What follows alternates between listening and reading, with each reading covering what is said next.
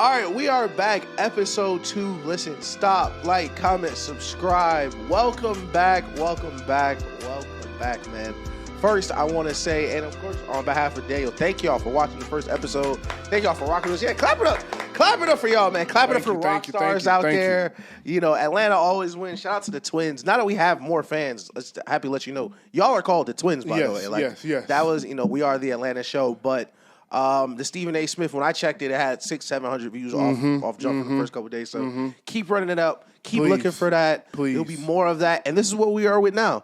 Episode 2, shorts about something. We are back. A little less contentious today. This is more for our football heads today. Yes, sir. But historical deals. We got Jamar Chase. We got T. Higgins. Hundreds of millions of dollars going out. Hundreds. And, just the fallout from that. And how do we feel about the moves? Before we get started, one more time, like, comment, subscribe. And please. D-Rock, go ahead. Talk to him. What's happening, man? It's good to be back. As I said last time y'all watched episode 1, after you're done watching this, please go watch episode 110. We put a lot of work into that.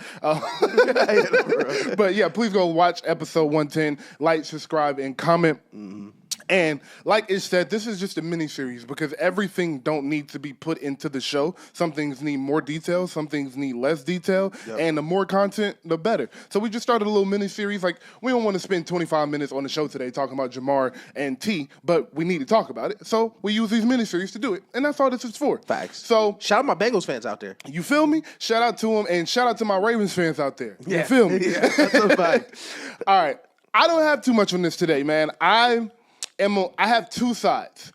And, I told you that I learned from you. I got to start picking sides. But this is one of those times where I think it's okay to just give the perspective of both sides. Right. Because this deal is not, I see a lot of, takes about either a strong love or a strong like. Facts. And I am under the guise that you pay your best players. Facts. The Bengals did that. It is just very rare in the NFL that 3 of the best players on your team are a quarterback and 2 receivers. Just doesn't really happen that much. Very true. So it looks a little funny to see 2 receivers get a combined $70 million a year. Yeah. But did you watch them play football last year? Hey, listen to you. Hell of a receiver, man. They had the most combined yards, the most combined touchdowns, and the most yards per game of any receiving group. Yep. You pay those guys. Even if you think your defense may take a hit, you saw what your offense was able to do with a bad offensive line. Facts. You fix that in the draft and you give them a 1-2 punch at running back, you're getting 25 to 35 points a game from the Cincinnati Bengals. Yep. I can live with that, and who else can live with that? Them fans. The fans. Listen. You know who's going to have fun at them games? The fans. Yep. And that ultimately is what matters the second most after the Super Bowl. I don't mind them paying both these players. I don't mind them playing Jamar and T. If you guys have been living under a rock, Jamar got 4 years, 161, and T got 4 years, 115. Averages out to a little over $40 million for Jamar, and a little over $28 million a year for T. So to the negative. Yeah.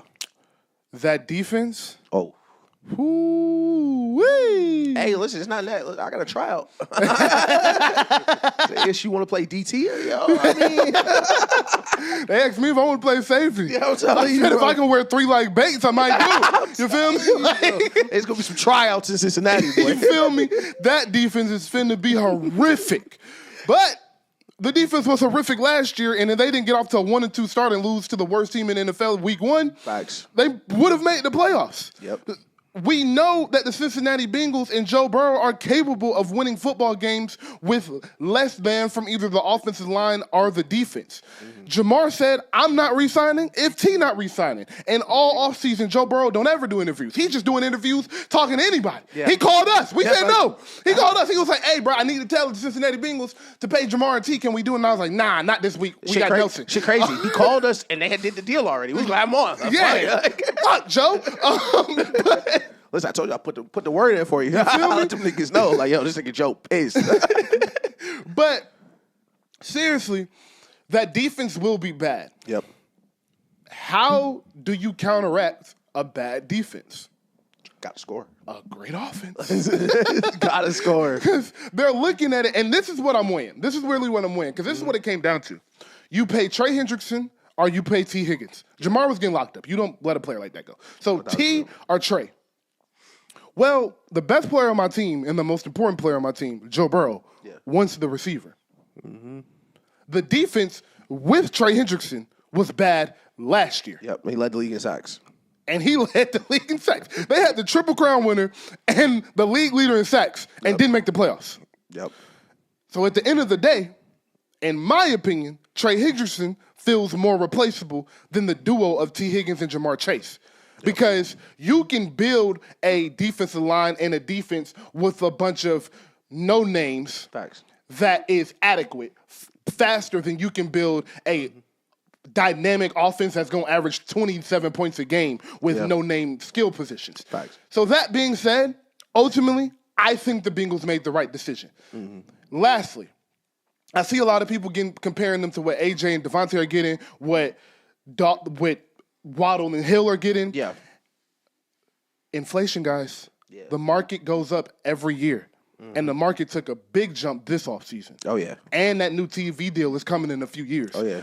This contract is going to look very favorable in 3 years. Oh, yeah. Watch what we tell you. The Bengals, you did the right thing. You took care of your guys. All before the season, all I heard was the Bengals don't pay nobody. That owner ain't going to pay nobody. They cheap. Everybody leaving. They paid them, and now all I hear is, why would you do that? Yeah, you're right. So you can't win for losing, but Joe got his guys, and the Bengals are going to be hell to deal with offensively. But Lamar, he going to have a great time playing that defense. The AFC North just... the weather a little clearer in Baltimore this morning. It's a little clearer than it used to be. And I want to start off by just referencing what you referenced about how cheap Cincinnati is. Because I do agree with that. And it reminds me of the story I always tell about my mom. So my mom used to buy a cheap cell phone almost every year. Beautiful. Between when I was in 2016 to 2020, she would buy a cheap cell phone every year because her phone would keep breaking or something would go wrong or something wouldn't work. And eventually I sat her down and I was like, listen, your phone keeps breaking because you keep buying cheap phones. Mm-hmm. And when you are cheap, you still have to spend more in the end because it is cheap. You buy a cheap car, you need to pay more to keep it up together because it's a cheap car. So when you have someone like Jamar Chase and T. Higgins and you take so long to pay them, that price, like Rock said, the price of the brick going up. Mm-hmm. Jamar Chase had arguably the best rookie year of wide receiver he's had since Randy Moss. Y'all should have started the extension there. But y'all didn't. Y'all told him no. So what did he do? He came into 2024 with some motivation, Rock. He came into 2024 with a chip on his shoulder. And what did he do? He won the Triple Crown at 25. He won the Triple Crown. He's not even close to his prime yet. Won the Triple Crown. So now, listen, price of brick up. What Myles Garrett just got, one of the best defensive players ever, I need that plus a little more. Mm-hmm. And like you said, fam, I'm not coming back if T. Higgins not coming back. No, I'm not. And Joe Burrow, I'm not coming back if Jamar not coming back. I know I'm not. So you are in a rock and a hard place. But I do agree with the result. It started rocky, but it really about where you land. Negotiations for anything is nasty. Mm-hmm. But as we look at it today, the deals, I like the deal. I think, like you're saying, it's going to go up. It's going to keep skyrocketing. A lot of teams are having these dual wide receivers, especially with the Eagles winning the Super Bowl. And to the detractors, which we are, ironically enough, about what the Bengals defense will look like, what Daniel said was correct. It is easier to put together a group of hard-nosed vets, good defensive coordinator, and turn your defense around in 1 year. You just got hit on the draft. Hello, Philadelphia Eagles, worst defensive league, best defensive league. 1 season, just took a D coordinator. So that is what the Bengals are trying to do. And I 1,000% agree with it.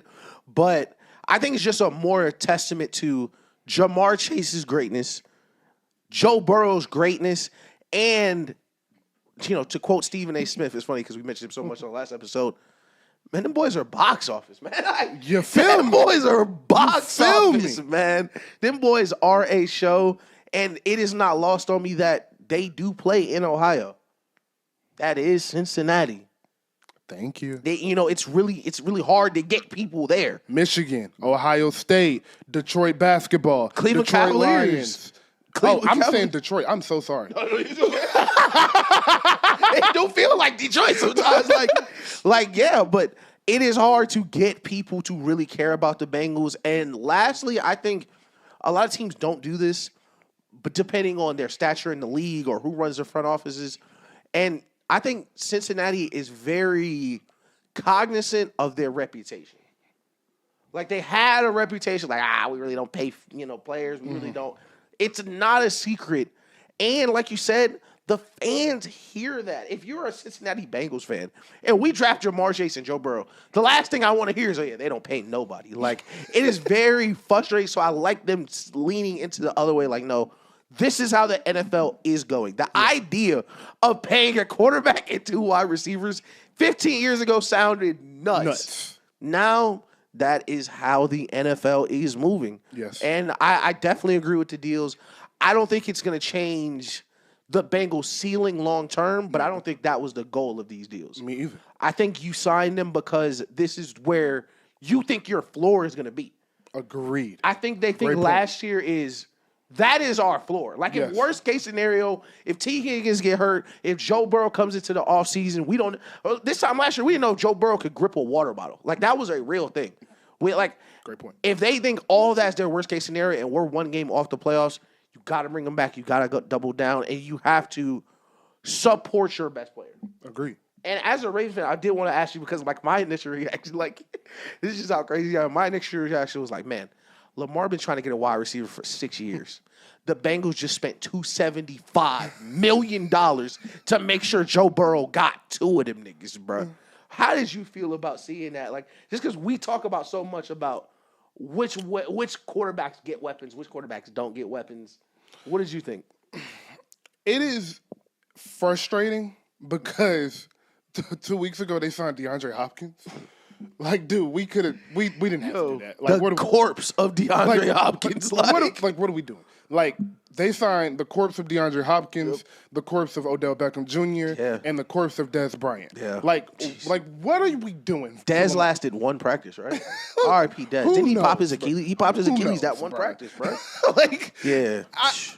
So it's frustrating, but at the end of the day, I know Lamar is dynamic enough, clearly, from last year. Facts. He's dynamic enough to make this work. Yeah. So it's like, what could we be with a great receiver? Forget 2. Yeah. What could we be with 1 great receiver? Exactly. But on the other hand, it's like, what does that do to Lamar's psyche in the pocket when he has a great receiver? After the first 8 years of his career, he hasn't had really anybody. He hasn't had a diva to deal with. Right. So now it's like, I'm going to spread the ball.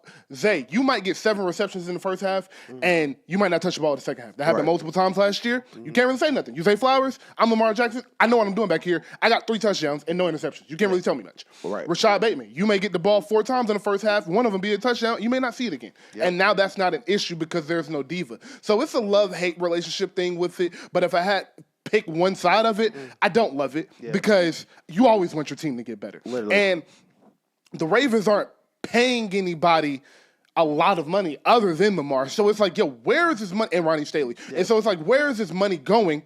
And then you realize, that Kyle Hamilton deal coming up.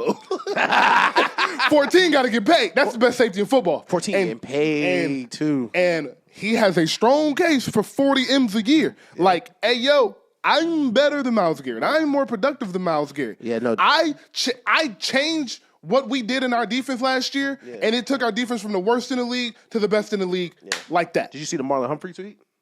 Yeah. He said, you got to cover both my mans. I looked at my phone. He's like, nigga been doing that for years. Been doing that for years, Marlon. That's why he deserve it. You feel me? Yeah, that's why he deserve it. Yeah, so he played a role of 3 defenders at one time. So, literally.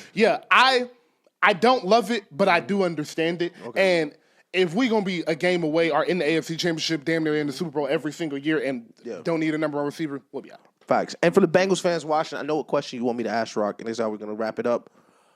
Where do we think this takes them next year? Big picture. How do we think this is going to move Does it move the needle for them at all in the hierarchy of the AFC, or is... I want to say this. First off, this question completely changes if they're in the NFC, and I think Trey Hendrickson gets paid if they are in the NFC. 1,000%. But remember what we say all football season. Yep. There's superheroes in the AFC. Yep.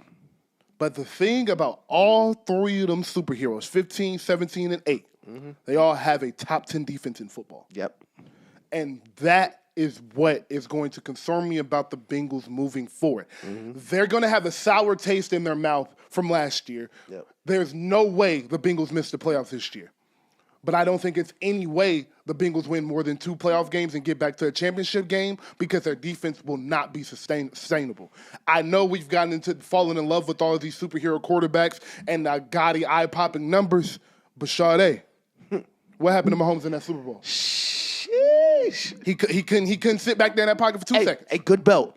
That's what we call that. That's good belt right there. And like our good friend Kevin Wiles found it this year, defense wins championships. Defense wins championships.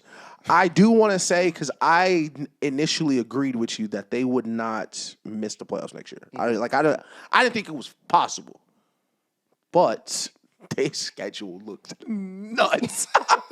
I'm just gonna read off the teams they're gonna play because they don't have them in order yet. Okay. But let's start with the obvious. Of course, they're gonna play the Ravens twice. Yes.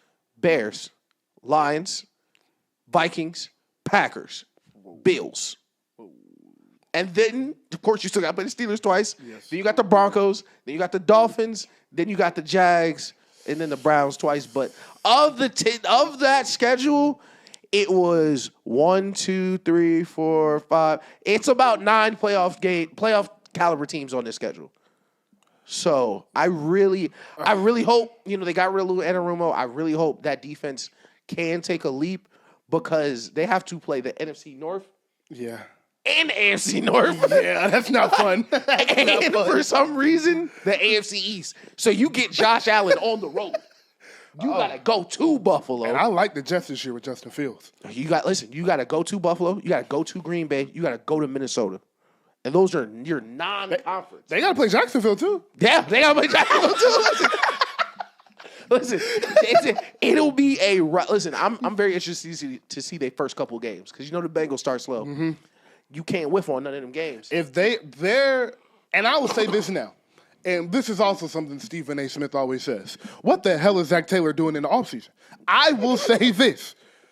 If the Bengals start off 0-3, 1-4 next year, Zach Taylor should be fired midseason. I like that. I'm not joking. I feel like fire him midseason. Yeah. Forget about it. Because your season's over already. Yep. Your season's over already. Yes. And the only way I say don't fire him is if that offense is averaging 42 points a game and they just can't stop nobody. Well, if that's the case, all right, we gotta figure it out. Because they have no room for error right now. Like the easiest game on their schedule, legit, outside of the Browns, is the Cardinals and the Patriots. Like the Cardinals, Patriots, or Jags, yeah. Yeah, and the thing about that is like the Patriots are going to have a better defense than you next year, for sure. For sure. The Cardinals still have Kyler Murray, and the Jags are just bad. I won't lie to you. But and also, I won't even say the easiest game on that schedule is the Browns because that's a division opponent. Yep. You have to play them twice. That's a good defense with a superstar defensive player, and I'm praying if they're smart, they're either finna have Cam Ward or Shador. Yep. That offense will be better next year. Be so that is not an easy game at all. So shout out to the Bengals though. On the Bengals website, Jamar and T is a section on the top. It should be. That's super hard. Like they got them a whole little. I like that. Yeah, man. I like that, man. So thank you for watching. Please like, subscribe, and comment. This is episode 2 of Shorts About Something. Jamar, salute. Please send me a dub. Just a dub. I don't even need that. Shout out Jamar, man. I just want some Chipotle, bro. Shout out Jamar. Shout out to T. Shout out to T, and always shout out to Joe Beasy. Yep. We love you, but y'all still can't fuck with A.